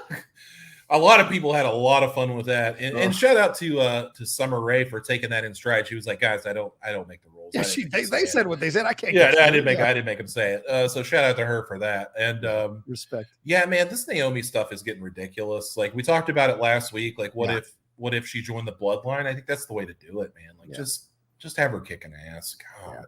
Yeah. Radnick trying to tell you, hey man, let the Gunther thing just play out. Let it play out. God damn it! No, we're not letting it play out. We're not letting it play out. Gunther Rocha. Yeah. Citizen John. Oh, John Broca. I like that one. That's John Broca. Yeah, right. Sure. John Breaker. No. John Breaker. No. Only if I get to wear a singlet. All right. That's saying John Breaker. We got a couple of Streamlabs that have come through here. And, Last Cinema Sailor says, Aloha, Last Cinema Sailor. What are your favorite what ifs? Shit. Brett doesn't leave in 1997, reclaims the title, then drops it to Austin by 98, only to go on and give us one of the greatest matches versus Angle. Sting winning the title at WrestleMania 19. That's two of mine. What say y'all? Sting winning the title at WrestleMania. Oh, okay. Like, because that's when WCW was ending. I think the bigger what if is what if Bret didn't go to WCW? Because if he doesn't go to and I'm a Bret Hart fan, but like what I'm saying is like if Bret doesn't go to WCW, he doesn't get concussed and all that kind of stuff. Maybe the stuff with Owen doesn't happen. I don't know. Like maybe I don't know. Like I feel like Bret would have had a lot to do. I think Bret would have taught. I don't know if he would have wrestled Kurt Angle because Kurt Angle was kind of. They may have overlapped, but I think that Bret Hart would have been a guy that would have definitely helped Kurt Angle. Like, not that he needed it, but Bret would have been such a good coach for people. Like when he was done, that I think in the early 2000s, through that new Ruthless Aggression era, that those guys could have learned so much from Bret Hart. Yeah, that it would have been ridiculous, and he wouldn't have joined the NWO, and WCW wouldn't have been terrible, and he wouldn't have lost his way. Yeah. The thing with Sting is interesting. I don't know if I would have put the title on him then. At 19, but Sting not going to WWE immediately after WCW closed is the biggest what if, because him and Undertaker, that should have been a WrestleMania main event. I think, like, I don't know why Sting went to TNA instead. I don't know if the money wasn't right. I don't know, but he should have done whatever he could to make that match a thing, even if it was a one-off, even if he came in for one time to do it. It just that's the biggest what if to me. I don't know if I have matches what ifs. I think it's more about in the ring and out of the ring. And for me, what if Eddie hadn't died?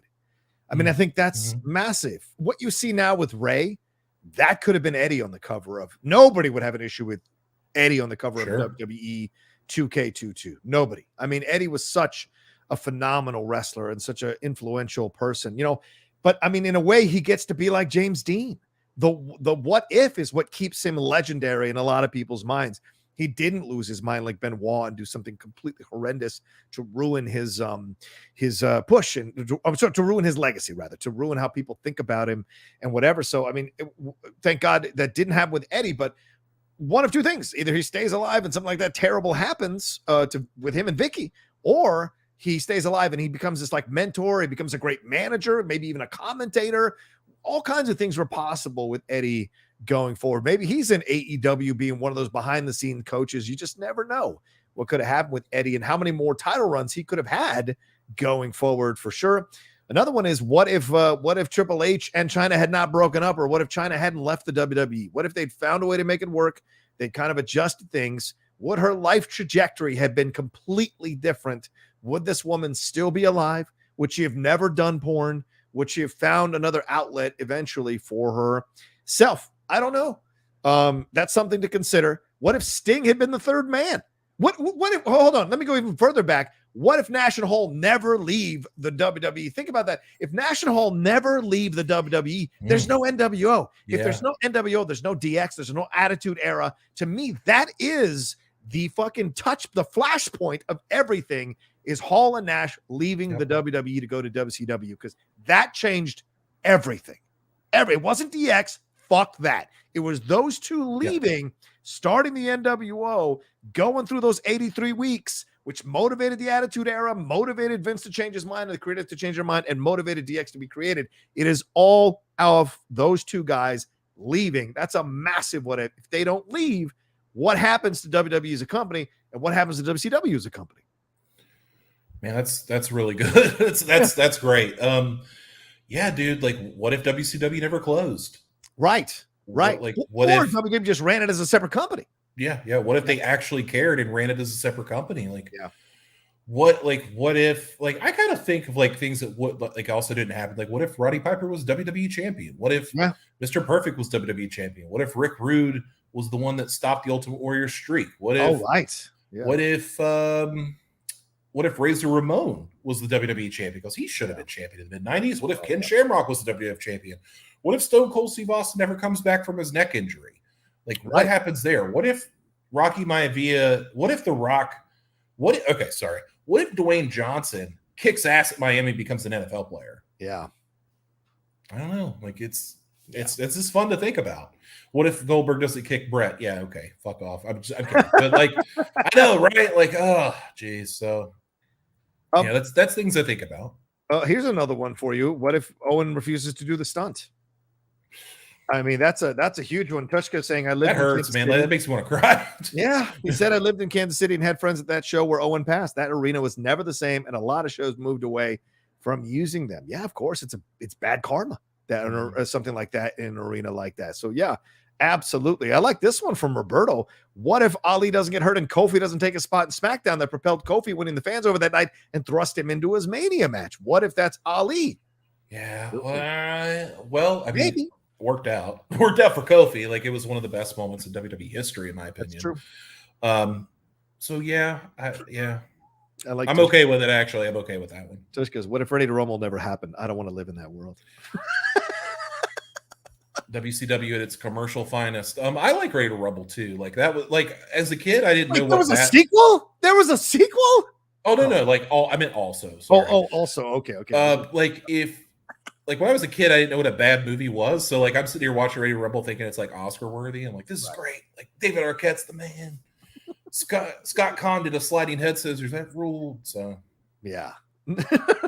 I like that idea. All right, let's see here. Let's see if I got. Justin Toner sent one and he said, "Hi guys, I literally screamed, 'What the fuck?' in my TV screen when Walter said he was Gunther on NXT this week." I would have loved to have been in the room, and Justin, when Walter said that on the mic, I would have loved to have been in the room. I know Justin probably lost his damn mind. But he said, plus that BS overshadowed a great match between him and Roderick Strong. Happy Moxley came back this week. They teased him versus Danielson on Rampage last night. We're definitely going to talk about that next. So yeah, good to know. Do you think it overshadowed it, Aaron? The name change overshadowed the match? Of course. Nobody's talking about no one's talking about the match and how good it was. Everybody's talking about fucking Gunther. Yeah. And I didn't see it because I have a puppy and like he's wearing my ass out. So I went to bed early and I woke up the next day like scrolling through Twitter before I had to go to work. And I was like, that's not real. And then I saw the clip on TikTok and I said, fuck this. Like, no. Nope. Not doing it. Not doing it. So, yeah. Crazy. Broke my heart. Yeah. Respect. I think somebody on Twitter, I think it might have been Dale, who said thoughts and prayers or something to me. Because I responded, he's like, thoughts and prayers, man. Sorry for your loss or something like that. And I was like, yeah, tell me about it. It's awful. All right, let's see what we got over here. Empire Fan 1980 says, what if Eddie lived? Him and Ray would have had a wrestling match for custody of adult Dominic. God damn. It's worth noting that Dominic's first action figure is coming out. So there you go. Wow. Andy's in the video game. Yeah, he is in the video game. I know that, and I saw that. Is there another one that I missed here? I don't see it. There's another one listed, but I don't see it here, so I'll just read it. Empire Fan 1980 said, when I heard the name change, I immediately thought of Friends. LOL. So there you go. Yeah, there it is. Someone said I didn't know what a bad movie was until Eternals. Someone said, what if Aaron had good taste in movies? It was Xeno Hour. Just kidding. Screw you. I'm just kidding. Okay. Yeah. Anyway, if you think Eternals is good, it ain't me that has a bad taste in movies. Fair enough. Let's move on, man. We got to get you to your playoff game, and I got to get on Twitch. Go ahead. What do we got next? Okay, sorry. So this guy, I don't know if you've heard of him. His name's Jon Moxley. He returned to AEW this week. And before that, GCW announced that he was going to do an event on Saturday, which was really weird because he hadn't returned to AEW yet. Whatever. So he comes back, and of course, he'd been gone since October after entering a inpatient alcohol facility. This was no secret. We all knew this. He said it. Tony Khan said it in his behest. And he came in, looks great. John, do you have the side-by-side? Look at him, guys. This is what he looked like when he left. That was pre-treatment and then post-treatment from this Wednesday. Look at that. He looks like a completely different guy. He looks great. Yeah, man. Good for him. I'm so glad. Worth noting that an AEW quote-unquote fan yelled at Moxley while he was cutting a promo, "Get that drunk piece of trash out of the ring," to which Moxley retorted on cable television, "Go fuck yourself." And then Moxley cut an excellent promo where he ended up saying that he doesn't run from demons, and it's just really, really good. He then competed on AEW Rampage this Friday, where he defeated Ethan Page with a Bulldog choke.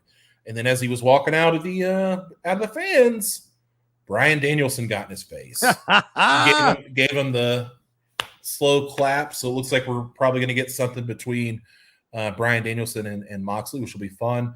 And then last night on SmackDown, Seth Rollins announced, said in a promo against Roman Reigns that him and Mox were holding up the Shield. Wow. So there you go. Another Moxley mention. Good to see Seth Rollins, talk about his homie there. So that's good. Vince probably allowed that because he doesn't know who Jon Moxley is. He only knows Dean Ambrose. I love how you think Vince is. They're insane. Anyway, so let's stop here for a second before we get to the Bubba Ray stuff. So, what do you think about Moxley returning? What do you think of this? Did you think he looked good? What'd you think here? Look, rehab is no joke. I mean, you gotta, if you're really committed to getting out of a situation, to really kind of confronting some of the stuff within you. And look, Moxley's been one of those guys. You confront all the demons in the ring you want. When you get out of the ring, those are the hardest matches you're ever going to have in life. That's for sure. And so those aren't predetermined. Those aren't pre-planned out. Those are ones with all kinds of twists and turns and surprises and shocks. So it's a hell of a journey. And I am proud to see him back. I'm sure Renee has been incredible in helping him through his journey as well, but he committed to making a change. And you can tell the aura and the energy of him is completely different. And we hope it holds. You hope it makes sense. You hope he keeps going down this path and it leads to a brighter future for him overall, both in the ring and outside the ring. And people just love this guy, man. They had kind of hit the wall with him on AEW because they just didn't know what to do. And to be honest with you, he didn't. And maybe he was lost for a little bit and the fans were lost in it. So sometimes when you have a symbiotic relationship with the fans, it almost becomes empathetic. And by that, I mean the fans take on your inner life because they sense it from your behavior, your performances, your promos, or your actions in the ring. The fans start to connect to that even harder and feel it. And they take on the personality when you're out there of what you're feeling inside. So if you've gone on this journey and you've come out the other side, just the reaction to the fans was incredible to him. And certainly you could tell he's a very beloved guy. And all those fans, I'm sure all of them have been on their own journeys now, their own paths, their own struggles, their own demons, and they can connect to Moxley, who's very much a raw and vulnerable guy when he talks about his stuff, both good and bad. I saw online that somebody said that Eddie Kingston and Jon Moxley have done more to put out that men are okay with not being okay than like sports has done in the past 50 years. To guys like that, like Kingston and Mox, that have shown that they're vulnerable, that are not afraid to say, you know what, guys, I'm not okay. I'm gonna take a break. I'm gonna take an L and go. It's huge. It's huge for a lot of people because you see that as a kid or maybe as a teenager, maybe as an adult, you're struggling with something. You see a guy that has probably all the money and all the fame that you could ever want, and a guy like Jon Moxley and a guy like Eddie Kingston, and you see that and you see, oh wow, they they're not perfect, so that helps, and I think that's really cool that he did that. I've been critical of Jon Moxley. I'm not gonna lie. I think that a couple of months ago I even said I don't know, dude, something's just not right with him. It doesn't look right. And I didn't suspect what it was, and I hate. It's one of those situations where you hate that you're right. And I'm glad to see him back because he looks incredible. Looks like the guy, just full of life again. Looks happy to be there. Everything's going right for him. And I just hope that we stay on this path because we've seen it so many times. That somebody comes back, they go back to the thing that they were doing before that maybe caused some issues, and they go right back to it. So I hope that Jon Moxley, and it looks like he does. He looks like he has great support in AEW, has great support, looks like at WWE as well, that he will be okay and he will be posted up in helping that. So that's good for him. Good for him on that front. Absolutely. And let's get to the other side of this, my man. Jesus Christ. So WWE Hall of Famer, as Bubba Ray Dudley, aka Bully Ray, said that Jon Moxley should have apologized to the AEW fans during his comeback promo on Dynamite. I'm going to read some excerpts here of what Bully said on Busted Open Radio. He said, I did enjoy that stuff that started off with Moxley. They came out with a bang. People were ready for it. And, Moxley said what he needed to say. However, I would have liked to have heard just a little bit of accountability from Jon. I understand the whole demons thing, and we always use the word demons as a creative word to get around real issues, whether it's alcohol, whether it's drug issues. Tommy Dreamer has an eating issue. Everybody has some kind of demon they want to get around. We have our demons. These demons got the best of Jon for a period where he had to step away from AEW. I would have liked to hear him say a bit of an apology to the AEW fans. You don't have to apologize for the boys, even though the boys do count on you. Any one of those guys and gals could have had the same problems you did. And trust me, I came up in an era where a slew of men and women had their demons. Mm-hmm. And then he went on to say, the fans expect a little bit more of you. What about the fans that bought tickets to see AEW and Jon Moxley while Jon Moxley was away taking care of his problems? I'm very happy he left and took care of his problem. And he looked incredibly healthy last night. I love everything that he said. I just would have loved to hear a little bit of accountability. I don't know if I'm sorry this is necessarily the right word, but maybe endear yourself to the crowd if you felt that you let them down. This is coming from me, the hard ass of all hard asses. So Bully Ray, Bubba Ray Dudley, out of pocket on this, because John, like I said this weeks ago too, when Jon Moxley initially announced that he was leaving, doesn't owe us shit, doesn't owe us anything, doesn't owe us any kind of explanation. You want to go get your life together? You owe me nothing. Right. You owe me nothing. Just go get it done and do your thing. You don't have to apologize to me for that. Like that's not on you to tell me. If I bought a ticket to see Jon Moxley and Jon Moxley's not there, okay, well, there's 50 other dudes I can see. It's not a big deal. Like, I don't understand what that's about. I don't feel like and it's different, but like Stone Cold Steve Austin breaks his neck and I bought a ticket to Monday Night Raw for the next night to see Stone Cold Steve Austin. I understand that he has a broken neck and I'm not going to see him. I get it. Yeah. Like, it's stupid. It makes no sense. Like, it feels like this old school wrestling mentality where it's like the Undertaker doesn't like people playing video games in the back and stuff like that, like stupid shit. Yeah. It's like toxic masculinity crap. It feels like it just feels awful. And nobody asked Bully Ray his opinion. Like, I don't feel, or I guess they did, but I don't feel like anybody was wanting to see him weigh in on this. Like, it's like that old Dave Chappelle skit from Chappelle Show. Like, I need Ja Rule to weigh on this. Help me, Ja Rule. Like, nobody's asking for his opinion. Nobody cares. So there you go. Yeah, and Renee Paquette called him out on Twitter and tagged him. Didn't just hashtag him. She tagged him and said, bad take. Didn't even tag his comments. Just said, bad take. And Paige Saria responded and agreed. And I think even said, or somebody said, like, this is why people prefer Devon Dudley over you. And Devon, I think, issued a statement where he was, keeping his distance from those comments. And yeah, this is unfortunate shit to be saying. And this is, I get it. Look, Bully Ray, he's called Bully Ray, Bubba Ray, whatever you want to call him, for a reason. This guy can work stiff. This guy's a real tough guy. This guy's no bullshit. He will absolutely get into a fight with you. He's he's cursed out fans to their faces at events and whatever. So he carries a very, very large chip on his shoulder. This guy is no joke.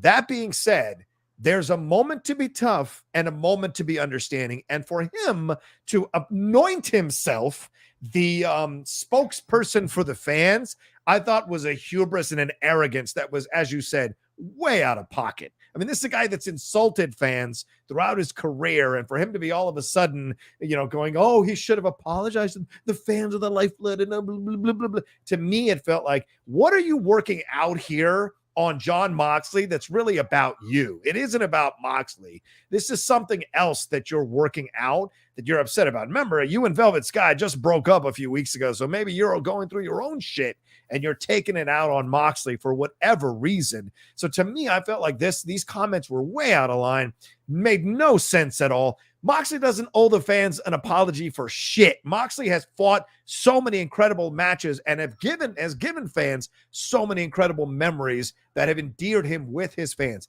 And I bet there's not one fan who is out there going, you know what? He should have apologized to us, man.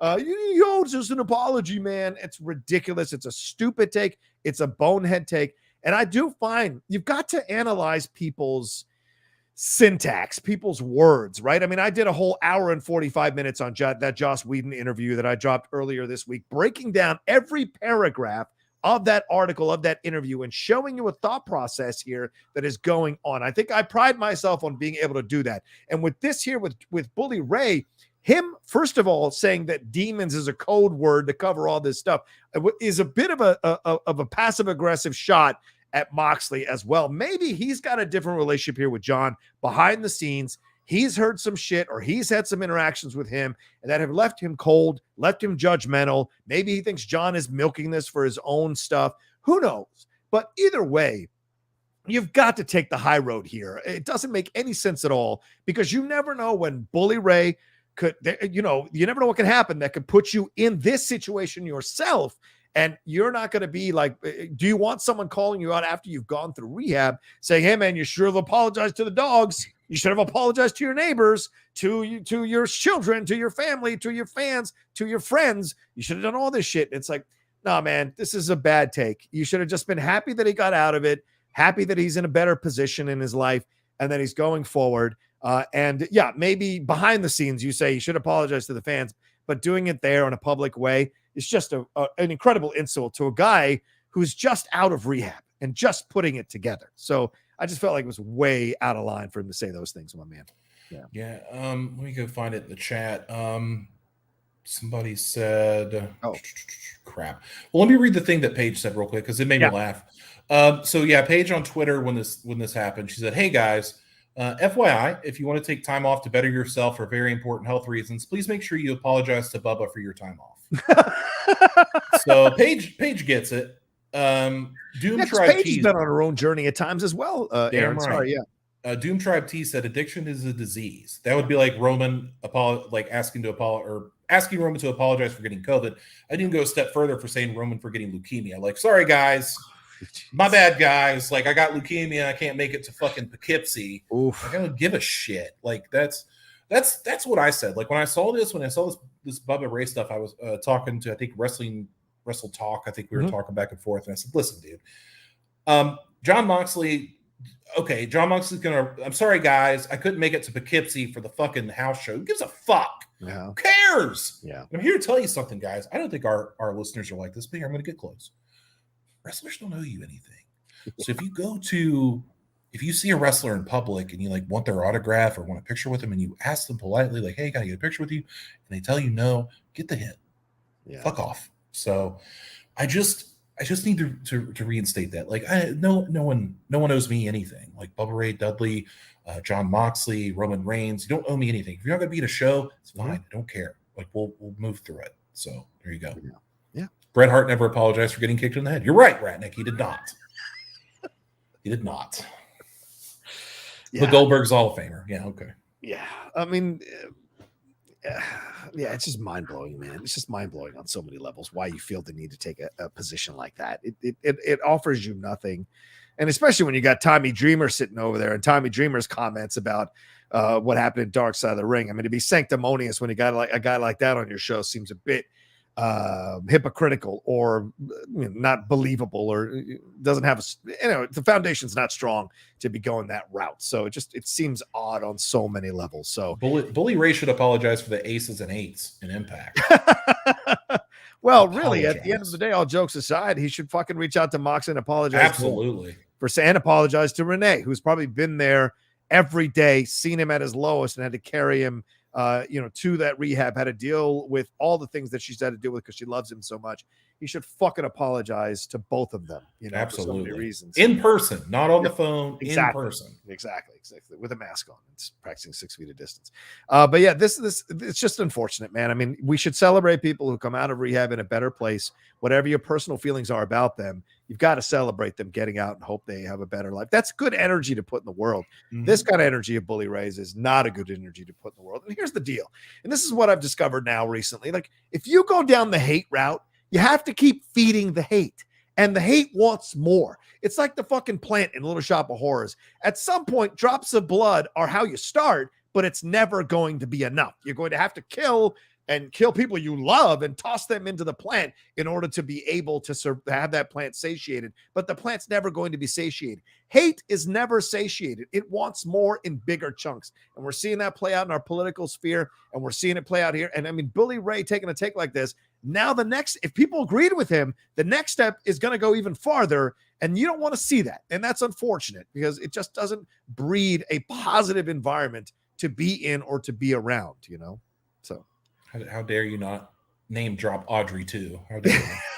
Yeah, sorry about that. Audrey 2. Yes, it's one of the best movies ever made, I think. I don't disagree with you. Frank Oz, man. Frank Oz. Right. All right, Aaron, anything more? Or should we get we got some okay. We got one more from Luis Enrique de la Pena. See if I can bring yes, it. sir. Good afternoon, fellas. Do you think wrestlers at AEW perform better because they have free reigns to develop their characters as much as they like? Are you trying to tell me that AEW wrestlers are better than WWE wrestlers? Cool your jets. No. I know what you mean. But I think some of them, yes. Do I think they, because they have time, free reigns to develop their character? I think that's actually a detriment to AEW. Interesting. Okay. Because you have these storylines, like they don't do rematches. Okay, I get that. That's new and fresh. I get it. Yeah. Even though they did Hangman and Danielson twice, but like they don't, like now Danielson's moved on to Moxley, Page has moved on to Lance Archer. So right. That I like. We're moving on. We're getting fresh ideas, but that doesn't mean that it's like that it's good. Like the Dark Order and the Elite, all that stuff is terrible. Like Orange Cassidy and Adam Cole, this stuff sucks. Like you have to have structure. I think what works to their benefit is that they're not doing house show loops, so they do Rampage and Dynamite a week. That's it. They don't have house shows. They don't do any of that. They may occasionally do a special, but that's it. And they kind of just do independence or whatever. If you're making enough money, you probably don't. But like, that, I think that the more work you put in the ring, the better off you'll be. Yeah. That's how I feel. Like, look at somebody like I was talking to Rocha this morning about Anna Jay, and I watched her match yesterday on Rampage with Jade Cargill. Good match. I thought that Anna Jay really showed out in that match. I thought she was really good and showed what she could do. That reversal she did where she kicked out Jade's legs and put her in the choke, that was awesome. Great move. That was awesome. Yeah. So I think with somebody like Anna Jay, you need that. You need that constant work, which I don't know if she's a Nightmare Factory graduate. Like, somebody needs to chat me up on that because I don't know. But somebody like that needs that training. Like a guy like Cody, probably not. Like, you know, Danielson, Punk, Moxley, they've been in the business for a long time. They don't need like this every week. The Bucks, Adam Cole, they don't need this kind of stuff. Like, but somebody like Anna Jay or like Jungle Boy, who's like Jungle Boy's been on the independent loop before he hit AEW, he's going to need that polish. You know what I mean? So I think for the younger people, it's important. But I wouldn't say that they perform better. I wouldn't say that. Okay. I don't disagree with you at all. I think there are certain already established wrestlers get to probably are showcasing more that they can do because there's less restrictions, right? About what they're doing. But it's a different company. WWE has different responsibilities than AEW. It isn't just about pleasing the fans. It's also about having more of a general approach to how you do wrestling. They've got different responsibilities, different requirements for what they're doing. So when you go to AEW, there's more free reign. There's more to mess around with. There's more to play with. And so for them, that makes more sense. You can do that. But that being said, the ones coming up in AEW, I think they're still a little raw sometimes, and I don't see that necessarily in WWE. So I think overall, there are better performing wrestlers in WWE than there are in AEW. But in the end, it all depends on what your taste is for the kind of wrestling you want to see, right? And I think that so I agree with Aaron in that I don't think they're overall better, but I think certain ones certainly get to show what they can do in a more freer way, which is fun for us as fans to watch when we watch AEW programming for sure. Yeah, I agree. Xavier Black Wiley hit us with a super chat that we could talk about real quick. We go down here. Says Jade had an okay match for once that went 10 minutes last night. Thoughts if you saw it on Rampage? All right. We just talked about it, and yes, I did. And I think that it was more Anna Jay than Jade Cargill. I think Jade made some mistakes, which is going to happen because she's pretty green. But at the same time, when she needed to, it made sense. Like when Anna Jay was on the offensive and reversing her holds, and then just like that, Jade hit her with that pump kick and then flattened her with the Jaded. That's exactly what she needed to do, and she played her role to the best. But Anna Jay, man, like really, really impressed me in that match. Yeah. Like, John, you talked about a couple weeks ago, you're really impressed with her. I said, yeah, she's okay. And then I saw her yet last night. And I said, yeah, man, like this is, yeah, she was really good. Like the spin kick in the corner and stuff like that. Man, I just wasn't expecting. Yeah, I just wasn't expecting that. Yep. So good for her. Zeno Hour says Jade can step on my face. Oh, Zeno. What are you, Tony Atlas? You're gonna have to fight. You're gonna have to fight a multi-time Gold Glove second baseman for the Cincinnati Reds, Brandon Phillips. That's his lady. So, and then Ratnick says Titans intercepted. Stop it. Yes. There you go. Stop it. No spoilers. No spoilers for the game, boys. God dang it. Listen, this is and Statlander. Yeah, Grimash mentions it. I thought Statlander was great in that mixed tag with Orange Cassidy and Britt Baker and Adam Cole. That was great to see. Statlander and Anna Jay, I think, are coming up, ladies and gentlemen. Get ready. Those two ladies are going to start vying for these titles. And the Cargill match, it was only like an 8-minute match, 9-minute match. Still good match for the most part. And I think Cargill kind of gassed out a little bit towards the end there. You could tell. I think that's where you started to see that a little bit of her greenness, but that's going to come in time. Yep. I loved the approach in the first 5 minutes. It was power move after power move after power move. This is what Cargill is good at. And if you go through this, you go through that script and you get that shit really down, it's going to help her have a little more endurance later on in the match to pull some more of these choreographed back and forths with the other wrestler that's in the ring with her. So, yeah, I'm still standing behind what I said last week. She's not there yet. It's shocking that she has a belt, but I understand why they did it. That being said, let's start working on getting her better on the tail end of these matches, because that's what's really going to sell. For all your complaints about Goldberg, Aaron, Goldberg delivers a hell of matches when he finishes them. Sure. He doesn't stumble at the end, unless you cross the Saudi Arabia one. He doesn't usually stumble at the end of matches. He's delivering power moves to end matches that work and are effective and are believable. And hopefully Cargill will get there, because then she becomes the complete package. Let me ask this. Why was Cody the TNT champion on TBS on Wednesday and the TBS champion Jade Cargill was on TNT on Friday? Doesn't make any sense. It ain't my job. It doesn't make any sense. As Summer Rae said, I didn't tell him to do it. I didn't tell him to do it. Just let it play out, guys. Let it play out. I like this where Gramash says Britt's reign is coming to an end. Yeah, I think so. I feel, you sense that, don't you? I felt that too as well. A lot of people liking that Serena Deeb stuff. She's doing, like, Britt's doing the PR route. Like, she was on Barstool's wrestling podcast this week. She was on the Nick Cannon show. Like, she's getting out there. Like, she is the face of that women's division. She's getting out there. But I think people are I think she's reaching her apex. So I think they put her with Adam Cole to keep it fresh. Yeah. But I don't know. I kind of feel the same way. That she's probably Gramash, that she's coming to the end. I think Draws is correct. I would not be surprised if Thunder Rosa is the AEW women's champ down the road. Yeah, absolutely. Yeah. Totally. Yeah. Serena Deeb is now in the conversation. Absolutely. I think Statlander is getting to that conversation, and Anna Jay will get to that conversation as well. Isn't it good? Isn't it good to talk like this about the AEW women's division? Yes. For so long, it was just like, Riho beat fucking some person that has a Freddie Mercury mustache. It's cool. Like, no one cares. I hit you with a mic like this. Oh God, Maki Ito. I forgot about that. Yeah, that was awful. It is good. For once, letting it play out is working out here. It's working out for the AEW women's division. Yeah, so I'm there with that. As long as you keep Ruby Soho away from the television, we're good. How dare you? Oh, Ruby Soho sucks. All right, let's move on. All right, let's get out of here so Aaron can get to his Titans game and I can get to Twitch so I can start watching the watch along, or doing a watch along for any of you who want to try jump onto the Outlaw Nation Twitch channel to watch that. Aaron, another fun show, brother. Thanks so much. You know, we start next week officially being a 3-man booth, so it's going to be a lot of fun to have some new perspectives and jump into things. But dude, our duo has always been a fun time for sure. Let people know what you got going on everywhere. You got stuff going on in this world. Yeah, man. Find me on Twitter at Only Aaron Turner. Find me there. Find us on TikTok at strong_style_live on TikTok. Yes. You can follow. I put up some cool stuff, I think, that shows the journey from NXT champions then and now. So I've done Big E.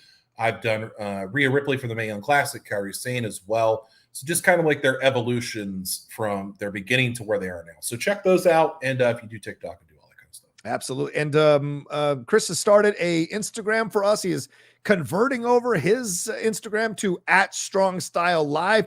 Don't know if it's live yet, but or if Instagram has approved the change. But if you want to follow us there, you can. Chris is going to be posting content on there as Aaron posts content on TikTok. And maybe we'll start a Twitter account and we'll start figuring out who's going to post to that, where we all have the password, start posting stuff. We shall see. But yeah, we'll get it together. All right, let's get on out of here. You can follow me at The Rocha Says on Twitter and on Instagram, as you see down there, and also on TikTok at the Rocha Says. Going to start posting some more stuff on there. Head on over to Twitch. As I said, the Outlaw Nation, probably in about 20 minutes, I will go live and start watching the rest of the game that's on now and then the game after as well. So watch along with you all and have some fun going back and forth talking about what's going on in the NFL playoffs. And then what else? Oh, and I've dropped this morning, we dropped the Geek Buddies Boba Fett Chapter 4 spoiler review with Laura Kelly. That is up now. Tomorrow we'll be dropping our spoiler review. We might do it live. I don't know. Hey. We'll do our spoiler review tomorrow for episodes 1 through 4 of Peacemaker as well. So it's all out there for you all to enjoy. Remember to share this video, like this video, and subscribe to the channel down below and hit the bell button. All right, we're out of here. Much love to you all. Take care of those. Be well. And thanks for all the Streamlabs and Super Chats. And we'll talk to you next time with another brand new live episode. Remember, 9 a.m. PT starting tomorrow, next week, 9 a.m. PT, 12 a.m. PT. Tighten up On Strong Style. Peace.